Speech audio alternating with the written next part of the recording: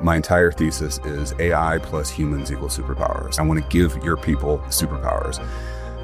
The big guys are going to cut the people. And so our ultimate playing advantage is keeping the people and equipping them with superpowers. Because then we'll still have that person-to-person handshake that you can walk into the mom and pop and shake the hand, right? That then you trust that person, and then you can have that relationship and maybe justifies a higher price because we don't have the quantity of scale big businesses have. So you can pay for a little bit more. And that's been my entire thesis around it. So when I'm trying to build Shoperator, which is my AI, what I want to do is be able to have one person act like an army of people.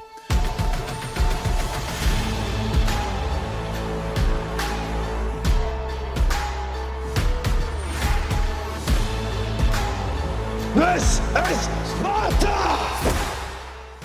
Welcome back to Spartan Leadership. I'm your host, Josh Kosnick, and this is your podcast for leadership, inspiration, and impact. Today will be no different. Got my friend Matt Schmitt in the studio or in the house. We're doing it from the house today, not the studio, because we got stuff to do. So this is going to be a fast and furious episode.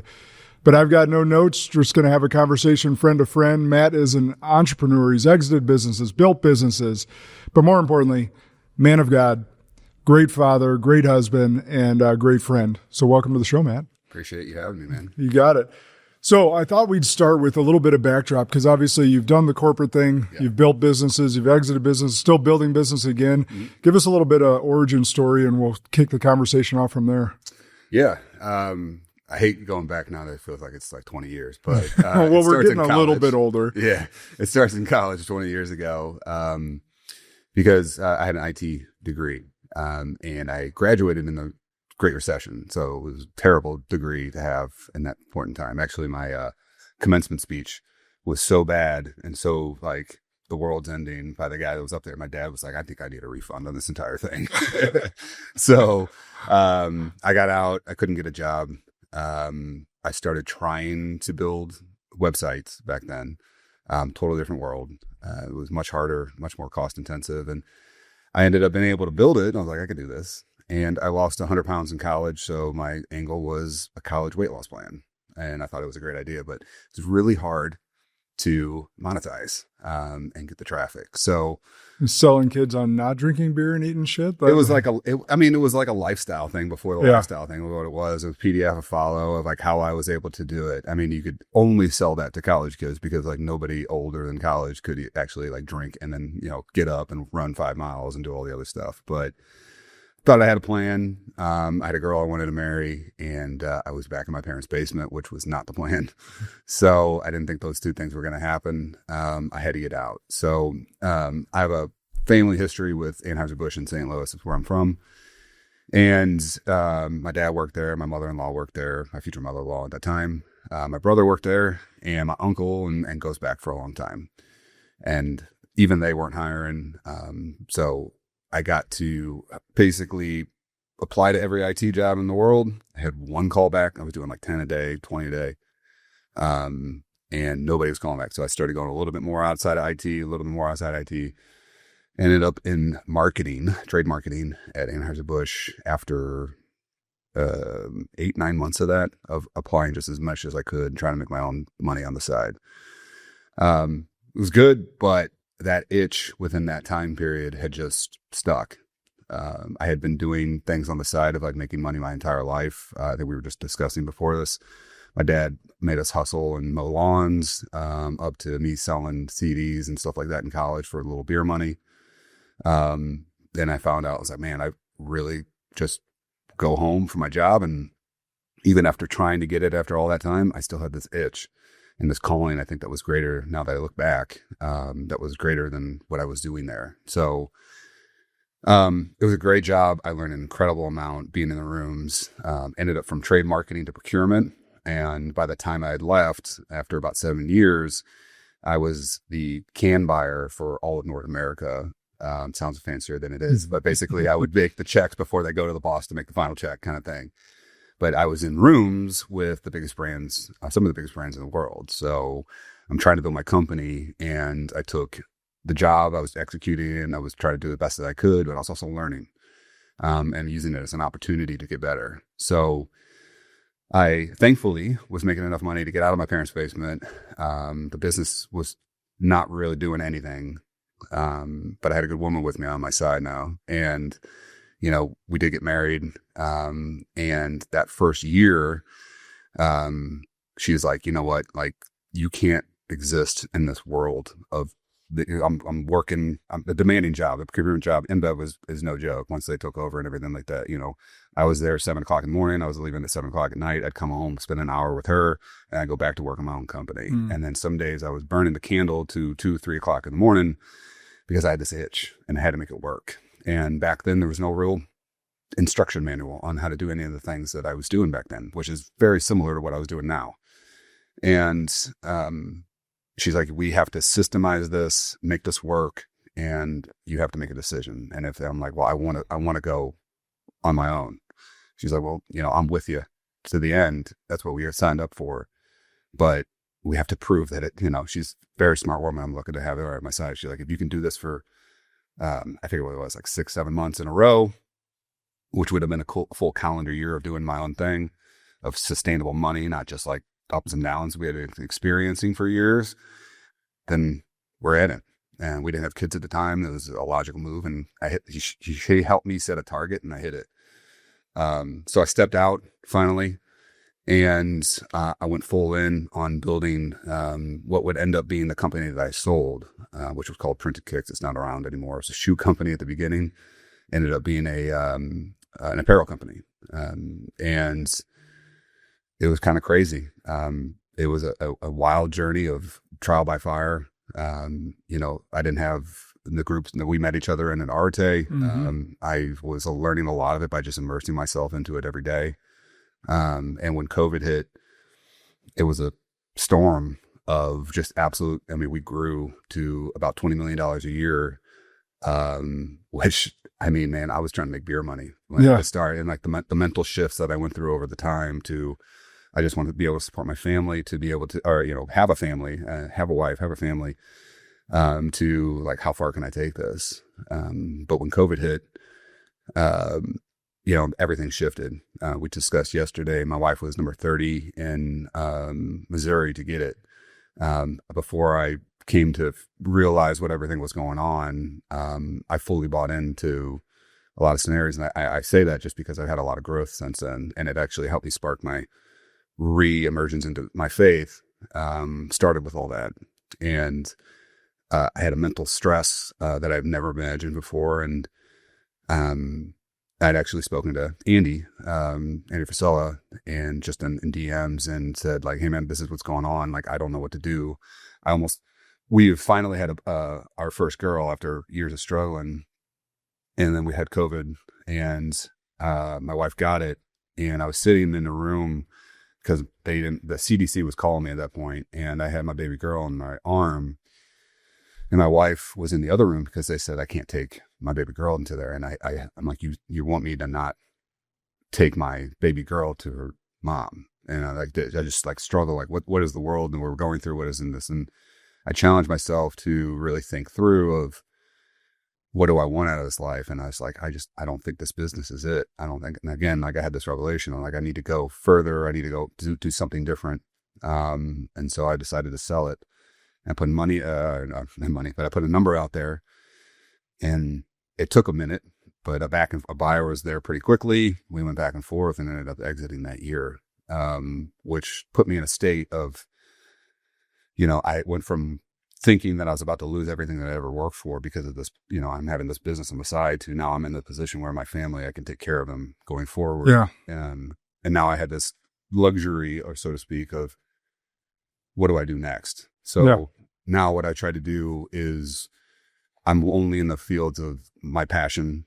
I try to stay in my lane of things that I'm creative in, or I have a real passion that I can help change something bigger than just chasing the money that I was chasing before, which was great and to get me into that state, but it's not, I don't think, fulfilling as much as I wanted to. So that gets me to today, where I have an agency that's we take either equity into a company and help grow their marketing and their branding and their product distribution on mostly online, or we just run as a client. And then I have a dream of an AI startup that I have in my space, in my wheelhouse, that I've been working tirelessly on for about a year. Fix it up to today. That's awesome. So what comes to mind for me is the e-commerce side. Like, you went all in on it. I think if I find it hard to believe that someone hasn't heard of e-commerce. So I feel like there's like two buckets. People that have heard of it, obviously they use it, have bought from it. And and the other side is kind of the side that thinks it's quick and easy money. Yeah. Right. Yeah, So no, what it's have so you? easy, yeah. Yeah. So having run a very successful e-commerce, maybe explain a little bit what it is for those that they've used it, whether they've bought from Shopify or not, or they just may not understand how to build a business, versus the person that thinks it's just easy money.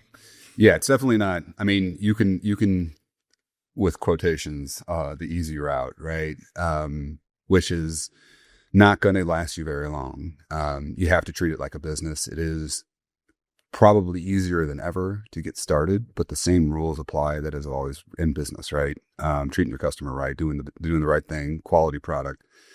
It is funny. I've been in this now long enough to where I remember the comments on my first Facebook ads and posts were people who would think that it's a sham that anything would be sold online. And now you think, what's Facebook worth of this day? $2 trillion. It's like mostly driven by their ads. Like their ads obviously work. The business is obviously there. It's been a decade. It's like, so. And they're dialed in. Yeah. I'm like, oh yeah, I need that. Yeah. Every time an ad pops up, because they know what I want. Yeah. So I mean, it's a mechanism. E-commerce at a whole, it shouldn't be considered your entire business. It should be considered the means of putting that product in front of someone in a enjoyable fashion that person can understand what they're getting. They can trust you.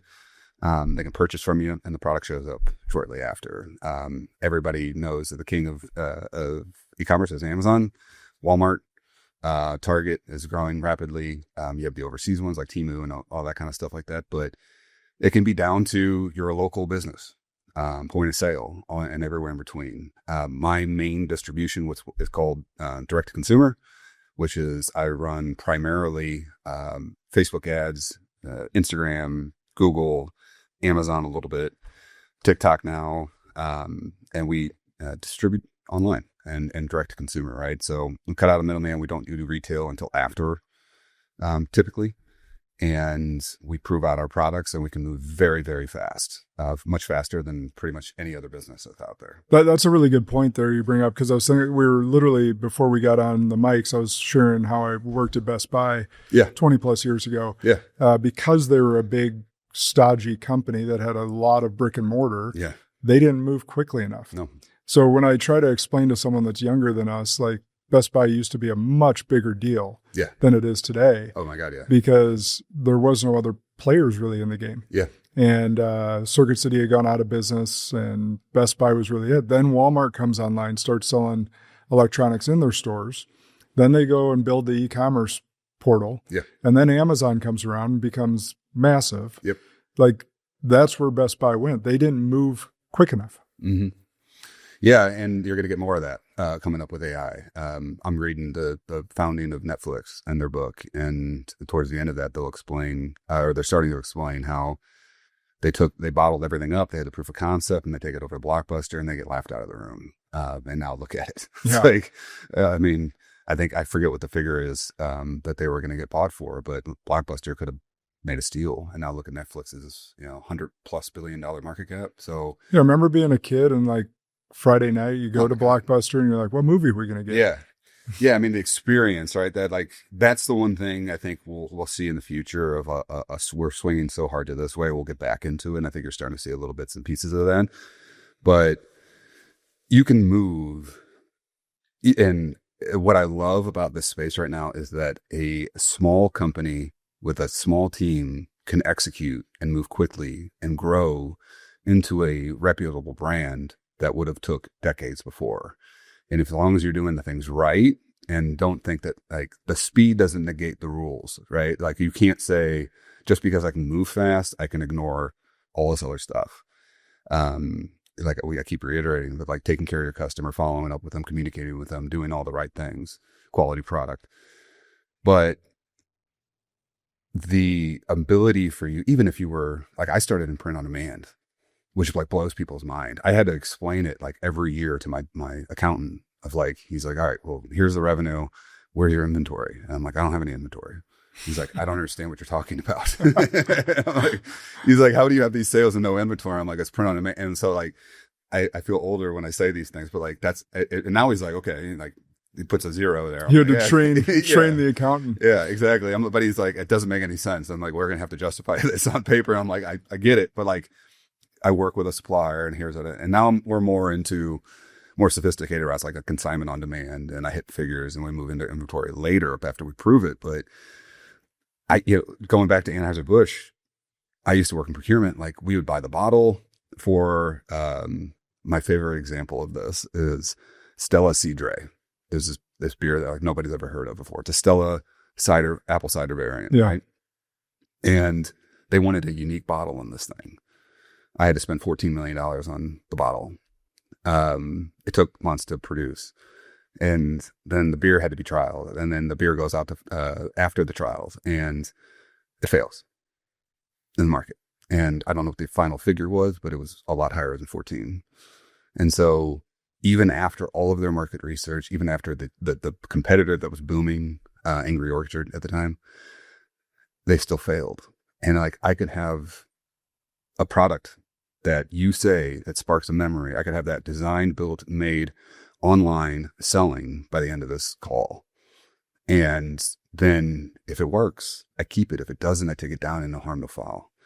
And because it's on a digital space with a physical product to back it up, that print on demand has always made sense in my mind. And we move into more difficult, other things, and I'm under businesses now. But that, if you were like to start a business and you had a side hobby and you wanted to move it into a company, there's still no better avenue in my mind.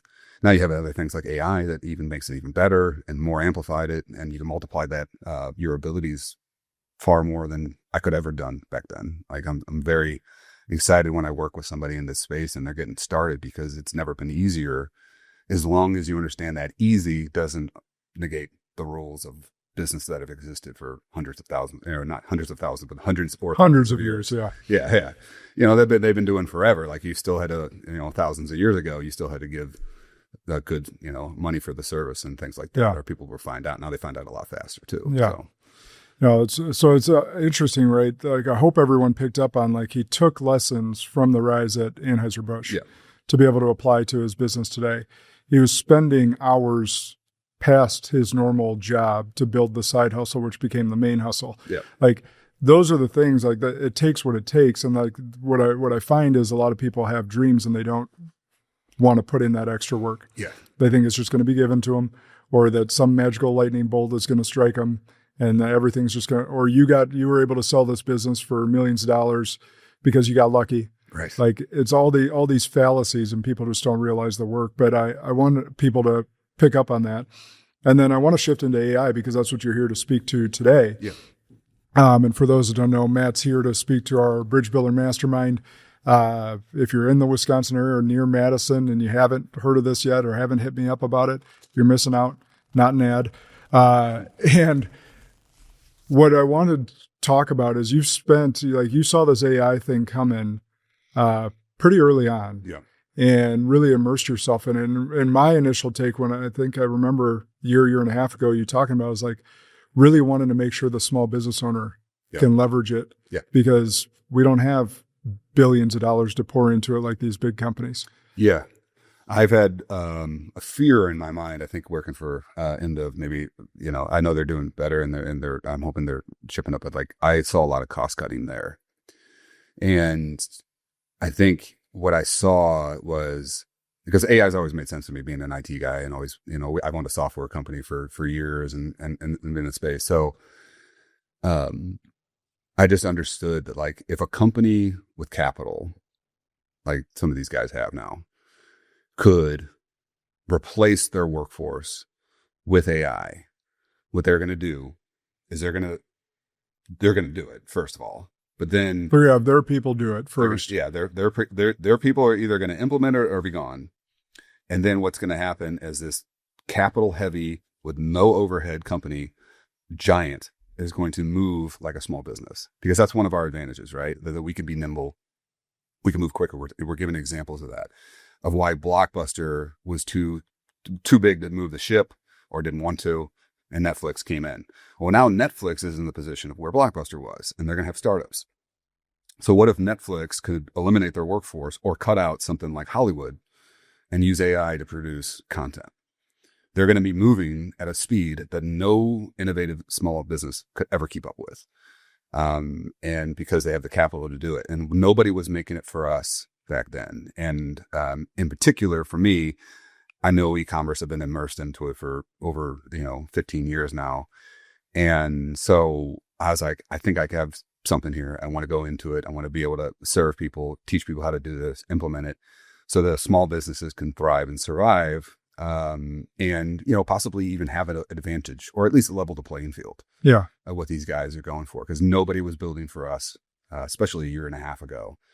And that was my fear, because either Amazon, if they wanted to, could just make my apparel like that and then cut me out entirely. And we have to have some advantage. So at least if we level that playing field, then we can play in our other spaces, which is that communication, that small business handshake, so to speak, digitally.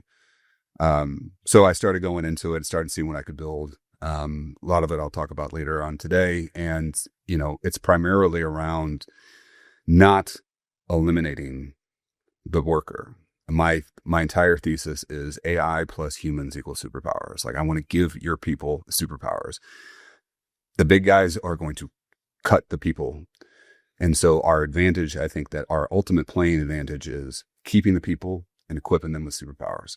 Because then we'll at least still have that person to person, that handshake that, we go down to one of you've been booming around here, this beautiful area, but like, the small part of town where you can walk into the mom and pop and shake the hand, right? That then you trust that person, and then you can have that relationship, and maybe justifies a higher price because we don't have the low overhead, or not the low overhead, but the quantity of scale that the big businesses have. So you can pay for a little bit more. And that's been my entire thesis around it. So when I'm trying to build Shoperator, which is my AI, what I want to do is be able to have one person act like an army of people. And so if you keep 10 people on your team, you don't eliminate anybody, then now 10 can go to 50 or 100. And I've been my own trial on this. So my agency is where the Shoperator gets implemented in my agency and into my clients. I've fired as deep as I am and as invested as I am into AI in this space, in this building. I've eliminated no people I've actually hired in the last couple of years. So, and that's what I want to do going forward, to be able to expand and do more than otherwise ever could. Where can the small business really leverage? Because and it'll be part of our conversation today, but there's so much coming at them so fast, and they've got to do their day-to-day still. Yeah. So where should they either start, or where should they dive deep into with AI to really start to optimize? Yeah. So do not fall victim to shiny object syndrome. This space is full of it. And coming from the digital marketing space, I've been seeing this kind of stuff forever, right? There's always something new. There's always some kind of new advantage. The small business that's listening to this, if you've never implemented AI, I got no money invested into it. I wish I did, but like Claude, for example, great place to start. If you buy a $20 a month plan, I believe what it is, gets you Claude and Cowork. Those two alone for the average person will save them infinite. I mean, like it's really crazy what you can do for it. I'm not gonna say infinite, but like the return on that $20 stretches way further than any other $20 you've ever spent in your business. I can say that part with almost a stamp of a guarantee if you implement it right. So the strategy here is not to get distracted by, 4.8 came out. Oh, now it's Fable. Now it's this, because that doesn't really mean, that means something to me. But I'm a power user, right? I'm in there every day. I got it up there running in the room right now, right? And so for you, give whatever they give you, right, is probably going to be good to go. And what you need to do is focus on the end in mind. What is the end goal that you are looking to do? And most of the time when I work with a company, take your day and to do the 80-20 rule. 80% of your day is probably filled with mundane, routine stuff like everybody else's. That you're time sucking. Dan Martell's got a great book about this. Buy back your time. If you read that book and then thought about how you could take that 80% chunk of your day and eliminate that or take it down to, say it's 10%, then fill that gap with the creative, high impact 20% that we only get to spend a little bit of our day on. If you do that, your business return is going to be crazy. So for a lot of people, that's reports or presentations, or like, I don't make my own presentation. Why would I make my own presentation anymore? You know how long that used to take us? Like, oh, the slides got to look good. I can press a button and it comes out, and then I tweak it and we're good, because I put the input and the context into it, and I voice note it in, or I write it out, or it knows me because of all my content. And I say, here's what I'm looking to build. Here's the end in mind. Help me get there. That's the easiest way. A lot of people just go there and they don't know what to do. Start with the end. And then what will happen is Claude will actually ask you questions in order to get there. So like if you say, I need to build this presentation, it's on this topic. Here's everything I got on it. Help me make the greatest presentation possible. And then it goes boom, boom, boom, boom, boom. And it's there. What would have took you 2 hours or whatever is now in a couple of minutes. Yeah. And that's really, if you can start looking, and that's just one example. If you can take it and think of it as a workflow of like, this is 80% of my week. Let me give a couple of steps to eliminate this.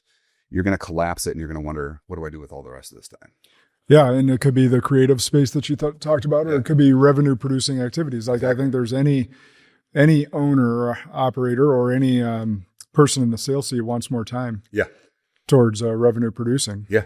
Maybe it's, if you're dying, I got a guy that I helped, and all he does is dial more. Yeah. You know, he's calling more people, asking more, because the last thing I would caution people to do is, if there's a human to human interaction anywhere, do not eliminate that. Do more of that. Yeah. Whereas the behind the scenes, the, these read AI and all those things are great use cases for it. It's like, you used to take notes, or you used to digest your Zoom calls, or forget all these things. So you just transcribe it with AI, dump it into a Claude project. Now it's never going to forget. And you can reference that. I'm like, what did Josh talk about on that podcast? Well, it all got transcribed and put it in there. And then it reminds me, and I'm like, okay, now I'm good. And then next time we talk, be like, hey, maybe I was on that podcast. And so it's just small things like that that will leave there. You know, I'm an advisor for Andy on his operator standard.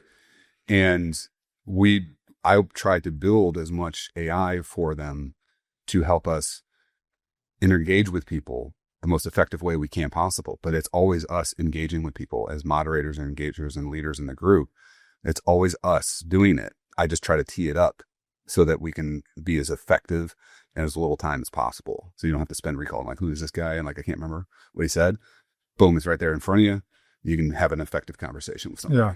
So diving deep into one tool. Yep. Claude is one. I'll just give a quick example of this, but like, say someone that's in an operations seat.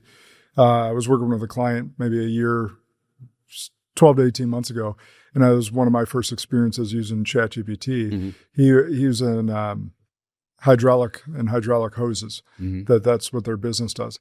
I don't know shit about that. But he was trying to build out SOPs for his ops manager, and I was just listening to him, like, tell me about what you expect, and so on and so forth.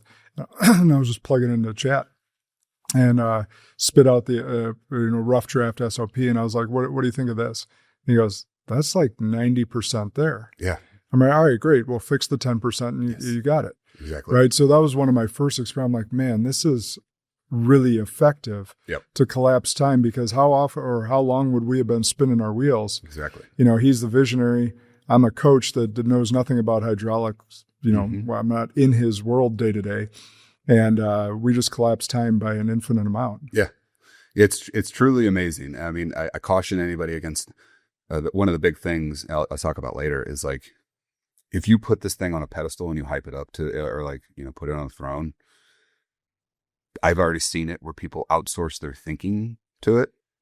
And then if you do that, I mean, we were just talking about spend 12 hours a day working. If you spend 12 hours a day doing something where you're not thinking, you're not going to think anywhere else either. Mm-hmm. And it's going to cascade into other areas of your life. And I'm very worried about, like, future generations. You hear about kids like not doing their homework and they're having ChatGPT do it. Don't outsource your thinking to it. But that, what you just said, is a perfect strategy of, like, jump starting yourself 80-90% of the way there. And then especially if you like your friend, like start compiling this as a subject knowledge expert. They can start compiling this into a project. And by the way, it doesn't matter if it's ChatGPT or Claude. I'm a Claude guy, so you're like, no, I switched to Claude as well, but it is. I would say it is better, but it is. But like ultimately, because I say that, and they're like, everybody goes, well, I have a whole bunch of history. I've been doing this for 6 months over here. Do I switch over here? I'm like, no. Pick a tool. It's a tool, process, workflow. That's the main thing. Grad's really good too. So, but if you outsource your thinking to it, it will have bad effects on the other side of things. Yeah. But that little thing that you just did there, when you talked about where 80% of it gets done, subject matter expert checks over it, thinks through it, 100%. Yep, we're good. That's going to make you feel like you have superpowers, and your competition is going to be like, how are they doing this? And because most people, and I have stats to back this up in the presentation later, it's like most people are trying it, but they're doing like a bad prompt at the beginning, where I'm talking about going at the end. What you did was like, this is where we need to go. Fill in 80% of the gap there, and then he took over. That's going to blow people's mind. And some people that get left in this wake are just people that don't listen to what I'm saying and what you just said there. Well, let's talk about like the conspiracy theories behind it. Yeah. Right. Maybe we can't get too far into this rabbit hole because we got to get moving here. But the like a rabbit hole, though. Yeah, it is a rabbit hole because there's people that don't want to use it because of AI is going to take over the world, take over their jobs, and they're just feeding into that. Yeah. And I think that we could draw the parallel because most of the people that are saying it are the boomers, or the ones that have already lived through the internet age and social media age. They didn't take over the world. Right. They in some ways enhanced it, in some ways did hurt us. Yeah. But it did expedite certain things on businesses. Yeah. So when an AI is going to be, from all experts' standpoint, way bigger than both of those. Absolutely. So where are they getting it wrong? So I would say I've gone down this rabbit hole and I've thought about it a handful of times, and it does freak me out with like, the Fable 5. I was interacting with that thing. I'm like, this kind of feels alive a little bit. I had, if you really push that thing, it's different. It's different than the other ones. But we're in a farmland right now, right? So I was driving home from the Lake of the Ozarks back to St. Louis, and I was looking out the window. My wife's driving, and I was watching doing work and watching the farm, and there was one giant machine doing all the farm work, and it made me think, like, when machinery started coming out for farm work, there was hundreds of people on the farm, and then went down to a handful of machines. Now there's one giant piece of machinery doing all this farm work that hundreds of people used to probably do. And did we lose a lot of jobs? Maybe in that area, but then all this other area started booming. And I think we're going to see something like that. And I think we're already starting to see a little bit of it. Mm-hmm. So if you think of like what Microsoft's going through right now, where they pushed a little too hard and they pulled back, you already have whispers of like the people at the top and tip of the spear are saying like, it's going to actually boom. We just don't know the area it's going to boom in. I do not believe that something created by man will take over the world like this. I think another thing that I champion and I try to do is that this is a tool just like anything else. And any tool in the right hand does great work. And that same tool in the bad hand does terrible work. Yes. Does terrible things. Yep. It's the man involved. That's right. And so I don't think we're anything different here. I don't think this is God. I don't think it's going to come and do all that kind of stuff that people start talking about or bring about the end. I think if we let evil people use a tool the wrong way, it will definitely end up with bad consequences. But I think there's people that are listening to this podcast. I try to do it myself. I'm trying to hire more people. We're trying to do it the right way. I'm trying to discover what that next role is. Yeah. Maybe it is. I'm letting my designer who came to, and I think this is where we'll see more things come. It's like my designer did not come to my team, or I'm sorry, he did not come into being an artist and a creative to make ads for my business, for my Christian hat company. He came to be a creative person and he wanted to do art. And now he spent most of his day doing 80% of his day was just simply making ads. And I've eliminated that because I have a click of a button. I can make all the ads I want. So now he spends all of his day thinking up new designs. And my sales has never been better from his designs because he's immersed into his superpower. Yeah. So going back more into a conspiracy theory, I look back, we were talking about this yesterday. How did people hundreds of years, and this is a great conversation I had with Andy. It was like, how did people hundreds of years ago build such amazing things? Well, I don't think they were spending 4 hours making a presentation on a computer either. I don't think they were doing shuffling an Excel spreadsheet and all the crap that fills up our brains. And if we could have AI eliminate that, we could actually build back into seeing what we don't even know what we could build in this day and age with this technology. Yeah. And maybe that's where the next level of jobs will come. And I think maybe we'll return, hopefully, to a more human-in-human interaction, which I know is counter, but I've had this drawn out in my head too. Is like, if we're not spending 80% of the day, I get to do this. Why am I doing this? Because the robot's upstairs taking care of my business that I otherwise would have had to have been programming right now. And now I'm doing this. And I think there will be more of that. And I think it's not just for the owner of the business, obviously, but the people on the team as well. So I think people are wrong about that. I think AI will always be flawed because it was made by man. Will it do things that blow our minds? It already does. And it will continue to do that, and it will only get crazier. But we can't allow, I think we just, if we say it's a conspiracy and it's going to happen, and we just give room to people that are going to use it the wrong way. Yeah. Instead of being forcefully taking this thing and saying, no, I'm going to go forward. I'm going to use it the right way. Yeah. I'm going to grow my business. I just think of every business creates another opportunity for another business. Mm-hmm. Epic Systems here, who has 14,000 employees. Wow.